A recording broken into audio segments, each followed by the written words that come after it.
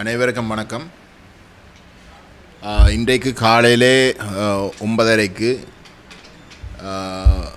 தமிழ் தேசிய பசுமை இயக்கத்தினுடைய தலைவர் திரு ஐங்கரநேசன் அண்ணனுடைய ஏற்பாட்டிலே தமிழ் தேசிய பேரவையினுடைய பங்காளி கட்சிகள் திரு தொல் திருமாவளவன் அண்ணன் அவர்களை நாங்கள் சந்தித்தோம். இன்றைக்கு தமிழ் தேசிய அரசியல் மிகவும் ஒரு இக்கட்டான நிலைக்கு தள்ளப்பட்டிருக்கின்றது. ஸ்ரீலங்கா அரசாங்கம் சர்வதேச மட்டத்திலே ஒரு மிகவும் தவறான ஒரு பிரச்சாரத்தை மிகவும் வெற்றிகரமாக முன்னெடுத்து கொண்டு இருக்கின்ற ஒரு காலகட்டம். அதாவது கடந்த பாராளுமன்ற தேர்தலிலே தமிழ் தேச மக்கள் சரித்திரத்தில் முதல் தடவையாக ஒரு பேரினவாத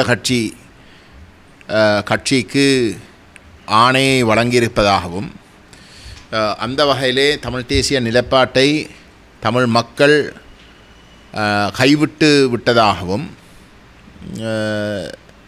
தேசிய மக்கள் சக்தி 3/2 பெரும்பான்மை நாடு பூராவும் பெற்றிருக்கின்ற சந்தர்ப்பத்திலே தாங்கள் தமிழ் மக்களுடைய நிலைப்பாட்டை பிரதிநிதித்துவப்படுத்துகின்ற ஒரு கட்சியாகவும் தங்களுடைய தீர்வைத்தான் தமிழ் மக்களும் ஏற்றுக்கொண்டதாகவும் சொல்லி வருகின்ற ஒரு காலகட்டத்திலே அவர்கள் ஒரு புதிய அரசியலமைப்பை உருவாக்குவதற்கான நடவடிக்கைகளையும் மேற்கொண்டு வருகிறார்கள் என்பதை பல தடவைகள் உத்தியோகபூர்வமாக சர்வதேச மட்டத்திலே நடைபெறுகின்ற சந்திப்புகளிலே அவர்கள் வலியுறுத்தியும் வருகிறார்கள்.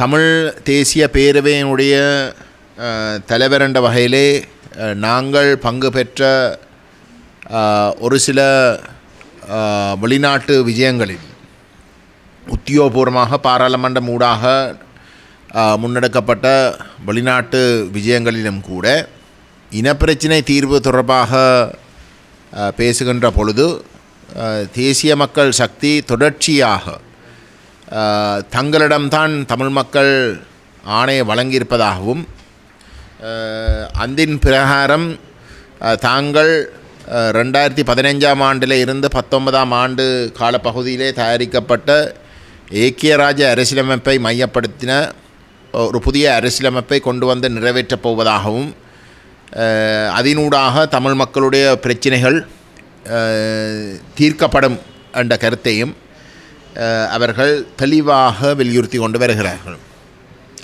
இந்த நிலையிலே இந்த ஆபத்தை விளங்கி கொண்டு நாங்கள் தேசிய மக்கள் சக்திக்கு இருக்கக்கூடிய 8 பாராளுமன்ற உறுப்பினர்களுக்கும் விட ஒரு அறுதி பெரும்பான்மையை கொண்ட ஒரு அணியாக தமிழ் தேசிய தரப்பு இருக்கின்றதென்பதை உறுதிப்படுத்துவதற்காக தமிழரசு கட்சியோடும் ஜனநாயக தமிழ் தேசிய கூட்டணியோடும் நாங்கள் ஒரு பொது நிலைப்பாட்டை இனப்பிரச்சினை தீர்வு சம்பந்தமாக ஒரு பொது நிலைப்பாட்டை எடுக்கிறதுக்கான முயற்சிகளை மேற்கொண்டது உங்கள் அனைவருக்கும் நன்றாக தெரியும். ஆனால் அந்த முயற்சிகள் திட்டமிட்ட வகையிலே திரு சுமந்திரன் அவர்கள் தமிழரசு கட்சியுடைய செயலாளராக தெரிவு செய்யப்பட்ட நிமிடத்திலே முறிக்கப்பட்டது. தமிழரசு கட்சியால் திட்டமிட்டு வந்து முறிக்கப்பட்டது. இன்றைக்கு அவ்வகையான பேச்சுவார்த்தைகள் எதுவுமே ஆக்கப்பூர்வமாக முன்னெடுக்கிறதுக்கு எந்த ஒரு நடவடிக்கையும் எடுக்காமல் இருக்கவும், அதே நேரம் ஜனாதிபதியோடும் அரசாங்கத்தோடும் பேச்சுவார்த்தைகளை தமிழரசு கட்சி தனியாக நடைபெறுவதற்கு நடவடிக்கைகள் மேற்கொண்டிருக்கின்ற சந்தர்ப்பத்திலே தான் திரு தொல் திருமாவளவன் அவர்களோடு இந்த சந்திப்பு ஏற்பட்டது. தமிழ் தேசிய பேரவையை பொறுத்தவரையிலே இந்தியாவுடைய ஈழத்தமிழர்கள் தொடர்பாக இந்தியாவுடைய நிலைப்பாடு மிகவும் முக்கியம். இன்றைக்கு தமிழருடைய இனப்பிரச்சினையை தீர்ப்பதாக கூறி 87ஆம் ஆண்டு இந்தியா தலையிட்டு இலங்கை அரசோடு கைச்சாத்திட்ட இந்திய இலங்கை ஒப்பந்தம் தமிழ் மக்களுடைய தீர்வு சம்பந்தமாக உத்தியோகபூர்வமாக ஸ்ரீலங்கா அரசை ஏற்றுக்கொள்ள வச்ச ஒரு நிலைப்பாடாக அமைந்துள்ளது. அந்த இந்திய இலங்கை ஒப்பந்தம் என்றது ஸ்ரீலங்கா அரசை அதுக்கு முன்பதாக இல்லாத வகையிலேயும் அதுக்கு பின்பதாக இல்லாத வகையிலேயும் தமிழ் மக்களுடைய இனப்பிரச்சனை தொடர்பாக உத்தியோகபூர்வமான ஒரு நிலப்பாட்டை அங்கீகரிக்க வைத்திருக்கின்றது. ஆனால் அந்த இந்திய இலங்கை ஒப்பந்தத்தில் இருக்கக்கூடிய அம்சங்களை தமிழ் மக்களுடைய இனப்பிரச்சனை தொடர்பாக தீர்ப்பதற்கு வலியுறுத்தப்பட்டிருக்கின்ற அம்சங்களை நடைமுறைப்படுத்துகின்ற பெயரிலே ஸ்ரீலங்கா அரசு ஒருதலைபட்சமாக நிறைவேற்றின 13ஆம் திருத்தம் இந்திய இலங்கை ஒப்பந்தத்திலே தமிழ் மக்களுடைய இனப்பிரச்சனைக்கு தீர்வு என்ற வகையிலே வலியுறுத்தப்பட்ட விடயங்களை நிராகரிக்கப்படுகின்றது. ஏனென்றால் அந்த இந்திய இலங்கை ஒப்பந்தத்திலே தமிழ் மக்களுக்கு, தமிழ் தேசத்துக்கு, தமிழர் தாயகத்துக்கு சுயாட்சி வடிவங்களை வலியுறுத்தினாலும் கூட அந்த சுயாட்சி பண்புகளை இலங்கையிலே இருக்கக்கூடிய ஒற்றையாட்சி அரசியலமைப்புக்குள் அதை கொண்டு வந்த செருகின காரணத்தினாலே இந்திய இலங்கை ஒப்பந்தத்தில் வலியுறுத்தப்படுகின்ற அத்தனை விடயங்களும் பூஜ்ஜியத்துக்கு கொண்டு வந்து இறக்கியிருக்கின்றது. ஆகவே இவ்வகையான ஒரு நிலையிலே தமிழ் மக்களுடைய இனப்பிரச்சினை ஒற்றையாட்சிக்குள் கடந்த 38 வருஷமாக, இந்திய இலங்கை ஒப்பந்தம் கைச்சாத்திடப்பட்ட 38 வருஷமாக முடக்கப்பட்டு அதனூடாக தமிழ் மக்கள் எந்த விதமான பலனும் அடையாமல் இருக்கின்ற இந்த சூழலிலே இந்தியா இது சம்பந்தமாக ஒரு தவறான ஒரு நிலைப்பாட்டை வலியுறுத்தி வருவது எமக்கு மிகுந்த ஒரு பலவீனத்தை ஏற்படுத்துகின்றது. குறிப்பாக இந்திய இலங்கை ஒப்பந்தத்திலே இருக்கக்கூடிய அம்சங்களை இந்திய இலங்கை ஒப்பந்தத்திலே ஸ்ரீலங்கா அரசு இணங்கின விடயங்களை அமுல்படுத்தாமல் மாறாக ஒற்றையாட்சிக்குள் இருக்கக்கூடிய 13ஆம் திருத்தத்தை அமுல்படுத்த சொல்லி கேட்பது நடைமுறை சாத்தியம் இல்லாத ஒரு நிலைப்பாடாக இருக்கிறது மட்டுமல்ல, அதை தாண்டி தமிழ் மக்களுடைய அரசியல் நகர்த்த முடியாத ஒரு நிலைக்கு போய் சிக்கப்பட்டிருக்கின்றது. ஆகவே இந்த நிலையிலே ஒரு மாற்றத்தை ஏற்படுத்துவனமாக இருந்தால் இந்தியாவுடைய மத்திய அரசு தன்னுடைய நிலைப்பாட்டை மாற்றியே ஆக வேண்டும். இன்றைக்கு உங்களுக்கு அனைவருக்கும் தெரியும், இந்தியா இலங்கையை பொறுத்தவரையில் ஒரு பலமான ஒரு நிலையில் இருக்கின்றது. இலங்கையினுடைய பொருளாதாரம் மிகவும் மோசமான ஒரு நிலைக்கு விழுந்திருக்கின்ற ஒரு நிலையிலே இந்தியாவுடைய பொருளாதார பலத்தோடு இணைந்து போகாமல் இலங்கையினுடைய பொருளாதாரத்தை மீள கட்டியெழுப்ப முடியாத ஒரு நிலைமை ஏற்பட்டிருக்கின்றது. அது அனைத்து தரப்புகளாலும். இதுக்கு முதல் தெற்கிலே இந்தியாவுக்கு எதிர்ப்பு நிலைப்பாட்டை எடுத்த தரப்புகளை கூட பொருளாதார காரணங்களுக்காக இன்றைக்கு இந்தியாவோடு ஒத்துப்போகிறதுக்குரிய ஒரு நிலைக்கு கொண்டு வந்திருக்கின்றது. ஆகவே இந்தியாவுடைய மத்திய அரசினுடைய பேரம்பேச்சலுக்குரிய தன்மைகள் வலுப்படுத்தப்பட்டிருக்கின்றது. இந்த நிலைமையை பாதிக்கப்படுகின்ற, அதுவும் தொடர்ந்து ஒரு கட்டமைப்பு சார்ந்த இனாளிப்புக்கு உள்ளாக்கப்பட்டு கொண்டு இருக்கின்ற ஈழத்தமிழ் மக்கள் பயன்படுத்துவதாக இருந்தால் மத்திய அரசினுடைய நிலைப்பாட்டில் மாற்றம் ஏற்பட்டே ஆக வேண்டும் என்ற நோக்கத்தோடு நாங்கள் திரு திருமாவளவன் அவர்களை சந்தித்து நாங்கள் இந்த விடயங்களை அவரிடம் தெளிவுபடுத்தியிருக்கின்றோம். எம்மை பொறுத்தவரையிலே அவர் இன்றைக்கு தமிழகத்தில் தமிழகத்துடைய ஆட்சியின் ஒரு பங்காளி, ஒரு முக்கியமான ஒரு தரப்பாக இருக்கிறார்.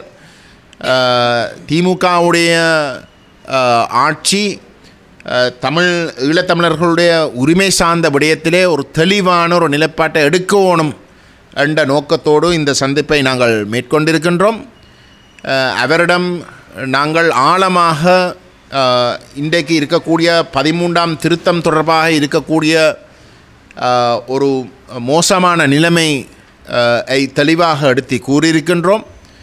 அதே போன்று இலங்கையில் இருக்கக்கூடிய சட்ட விடயங்கள் தொடர்பாகவும் நாங்கள் ஒரு தெளிவான விளக்கத்தை கொடுத்திருக்கின்றோம். அவரிடம் நாங்கள் கேட்டுக்கொண்டது, தமிழகத்திலே இருக்கக்கூடிய இந்தியன் அரசு ஒரு ஈழத்தமிழர்களுடைய நிலைப்பாடு தொடர்பாக ஒரு ஆணித்தரமான ஒரு நிலைப்பாட்டை எடுப்பதற்கு அவருடைய முழு பங்களிப்பும் அத்தியாவசியம். அவர் அதை புரிந்து கொண்டு செயல்பட வேண்டும் என்று நாங்கள் வலியுறுத்தி இருக்கின்றோம்.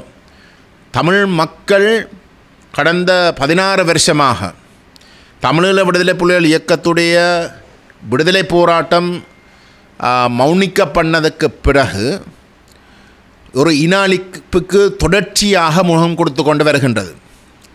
இன்றைக்கு உயிர்கள் இழக்காமல் இருந்தாலும் கூட எங்களுடைய இருப்பு, தமிழ் தேசத்துடைய இருப்பு அன்றாடம் இல்லாமல் போய் கொண்டிருக்கின்றது.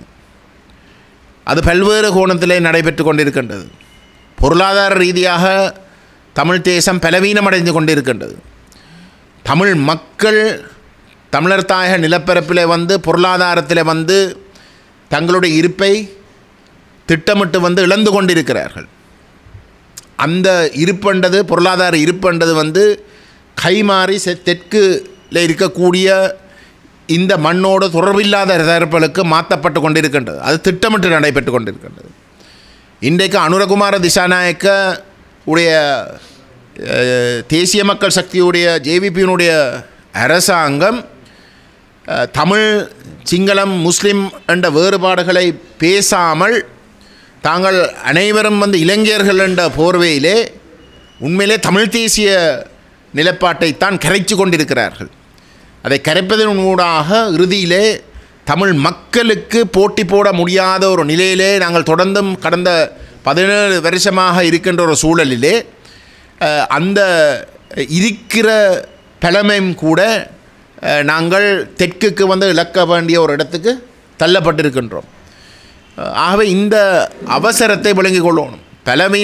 திட்டமிட்டு பலவீனமாக்கி கொண்டு இருக்கின்ற இந்த சூழலிலே தமிழகம் கடந்த காலங்களிலே இந்த 17 வருஷம், அதாவது போர் முடிவுக்கு வந்ததுக்கு பிற்பாடு, எங்களுடைய ஆயுத போராட்டம் மௌனிக்கப்பட்டதுக்கு பிற்பாடு ஈழத்தமிழர்களுடைய நிலப்பாடு தொடர்பாக தமிழகத்துடைய அரசாங்கங்கள் அமைதி காத்திருப்பது எங்களுக்கு ஒரு மிகவும் பலவீனத்தை ஏற்படுத்தி தொடர்ந்தும் எங்களுடைய இனாளிப்புக்கு அது ஒரு சந்தர்ப்பத்தை ஏற்படுத்தி கொண்டிருக்கிறது தான் யதார்த்தம். ஆகவே இந்த நிலைமையை மாற்றியே ஆகணும் என்ற அடிப்படையில் தான் நாங்கள் இந்த சந்திப்பை மேற்கொண்டு நாங்கள் வலியுறுத்தி இருக்கின்றோம். எம்மை பொறுத்தவரையிலே தமிழகத்தில் இருக்கக்கூடிய அனைத்து தரப்புகளையும் தமிழ் தேசிய பேரவை அணுகுவதற்கு முடிவெடுத்திருக்கின்றது. தமிழகத்தில் இருக்கக்கூடிய அனைத்து தரப்புகளும் ஈழத்தமிழர்களுடைய நிலைப்பாடு தொடர்பாக ஒரு ஆக்கப்பூர்வமான தமிழ் தேசம் அங்கீகரிக்கப்படுகின்ற தமிழ் தேசத்துடைய தனித்துவமான இறைமையின் அடிப்படையிலே ஒரு சமஷ்டி ஆட்சி முறையை வலியுறுத்தியே ஆக வேண்டும். அது மட்டும்தான் நமக்கு ஒரு தீர்வை வழங்கும் என்ற ஒரு நிலைப்பாட்டை அனைத்து தரப்புகளையும் கொண்டு வலியுறுத்துவதற்குரிய நடவடிக்கையினுடைய ஒரு கட்டமாக இந்தியான் சந்திப்பு மேற்கொள்ளப்பட்டது என்பதையும் நாங்கள் நம்முடைய மக்களுக்கும் அனைத்து தரப்புகளுக்கும் சொல்ல விரும்புகின்றோம். தமிழக தலைவர்களையோ தமிழக கட்சிகளையோ நம்ப வேண்டாம் என்று சொன்னது அவருடைய கருத்தாக இருக்கலாம். ஆனால் ஈழத்தமிழர்களை பொறுத்தவரையில் யதார்த்தம் தமிழகம்னு ஒரு நிலைப்பாட்டை எடுக்காமல் மத்திய அரசை ஒரு சரியான நிலைப்பாட்டை எடுக்க பண்ணுறது ஒரு மிக கடினமான ஒரு விடயம். அதை நாங்கள் உணர்கின்றோம். அது மட்டும் இல்லாமல் ஈழத்தமிழர்களுடைய விவகாரம் இந்தியாவுடைய ஒரு உள்வீட்டு பிரச்சனையாக மாறாமல் இருக்கிற வரைக்கும் மத்திய அரசு இங்கே இருக்கக்கூடிய தமிழ் தேசத்துடைய அரசியல் நிலைப்பாட்டை வலியுறுத்துறதுக்குரிய நாங்கள் ஏற்றுக்கொள்ளக்கூடிய வகையில் வலியுறுத்துவதற்கு தங்களுடைய நிலைப்பாட்டில் மாற்றங்கள் கொண்டு வருவது ஒரு கடினமான விடயம். எங்களை பொறுத்தவரையில் பிரச்சனை அதுதான். பிரச்சனையை தீர்ப்பதற்கு என்னென்ன நடவடிக்கை எடுக்கணுமோ அந்த நடவடிக்கையில் எடுக்கணும் என்றது தான் எங்களுடைய நோக்கமே தவிர நாங்கள் வேறு எந்த கருத்தையும் நாங்கள் கருத்தில் எடுக்க வேண்டிய தேவையில்லை என்றதான் எங்களுடைய அணுகுமுறை.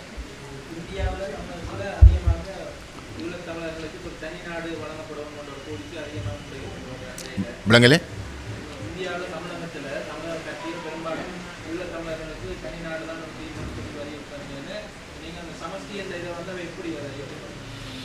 யார் அதை வலியுறுத்துறது? யார் அது அப்படி வலியுறுத்துகிற மாதிரி எனக்குன்னா தெரியல.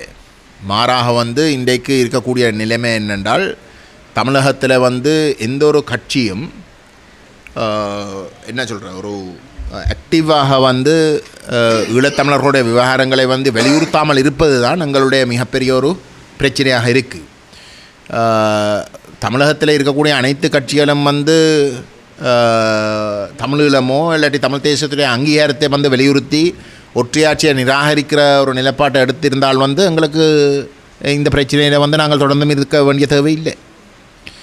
மாறாக 2009க்கு பிறகு தமிழ் ஈழத்தமிழர்களுடைய விவகாரங்கள் தமிழகத்தில் இருக்கக்கூடிய எந்த ஒரு கட்சியாலயம் ஆக்கப்பூர்வமாக வலியுறுத்தப்படாமல் இருப்பதும், மத்திய அரசு 13ஆம் திருத்தத்துக்குள்ளே தமிழ் அரசியலை கட்டுப்படுத்தி வச்சிருப்பதும் தான் அவர்களுடைய நிலைப்பாடு. கட்டுப்படுத்தி வச்சிருப்பது தான் எங்களுக்கு ஒரு மிகப்பெரிய ஒரு பலவீனத்தை ஏற்படுத்துகிறது. இந்தியாவுடைய நிலைப்பாடு சரியாக எடுக்கப்பட்டால் அது ஈழத்தமிழர்களுக்கு ஒரு மிகப்பெரிய ஒரு பலத்தை ஏற்படுத்தும் என்றதில் மாற்றுக்கருத்து இருக்க முடியாது.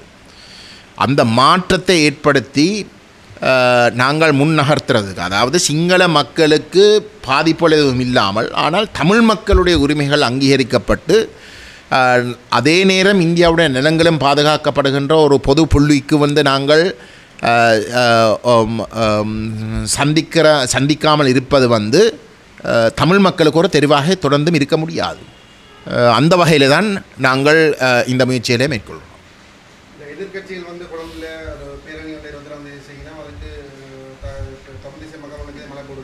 இல்லை இல்லை.